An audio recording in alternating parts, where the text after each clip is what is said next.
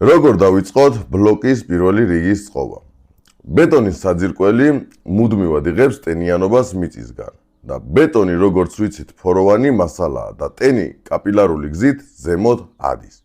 თუ ბლოკის პირველი რიგი პირდაპირ საძირკველზე დაიდება, ტენი კედლებში გადავა და ამის შედეგი იქნება კედლების დანესტიანება, თეთრი მარილის ლაქები, ბლოკის თვოიზოლაციის გაუარესება და შიდა მოპირკეთების დაზიანება.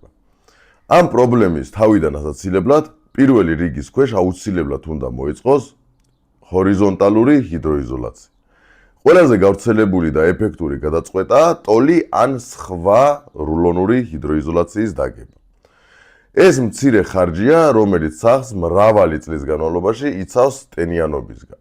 ხარისხიანი სახლი იწყება არა მხოლოდ კარგი საძირკვლით, არამედ სწორად შესრულებული ჰიდროიზოლაციით და იმ წვრილმანების გათვალისწინებით, რომელიც პირველი შეხედვით უმნიშვნელო ჩანს, მაგრამ უმნიშვნელოვანესი კვანძებია. მეგობრებო, შეგახსენებთ, რომ ჩვენ გვაქვს როგორც ერთჯერადი კონსულტაცია, ასევე შეგვიძლია ვაწარმოოთ თქვენი სამშენებლო ობიექტის ხარისხის კონტროლი.